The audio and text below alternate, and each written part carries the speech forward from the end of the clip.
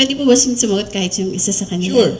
Para lang po ikwento yung binabanggit nilang pagdi-deliver linggo-linggo. Kahit yung isang masasabi po natin na magko-corroborate po dun sa iba namang sinabi ng mga nauna nang nagsalita before sa mga hearings, sa mga investigation po. Sino po sa kanila yung pwedeng magkwento? Ako po si Rosebert Tuaupan. Nasign ako kay boss since nung na-hired ako sa team niya. Meron kaming group chat na sa team namin kay boss Elizalde ko. Okay. Doon pinopost lahat ng mga kung saan magdi-deliver, kanino, at kung ilang maleta. Yun po. Nakapag-deliver po ba kayo ng maleta sa Malacanang at or sa bahay po ni Pangulong Marcos?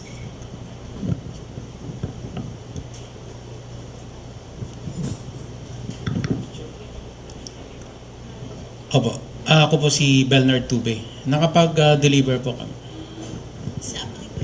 Saan? 41 Forbes po. So ito po yung bahay di umano ni Pangulong Ferdinand Marcos Jr. Yes po. Meron din po kami sa Ilocos. Kasama po si Kong Saldi. Ilang maleta po yung na-deliver sa Forbes at saka sa Ilocos? Yung sa Ilocos po ay sa 5 maleta po. Para kanino po yun? Kay Kong? Kanino po yun? Pagkakaalam ko,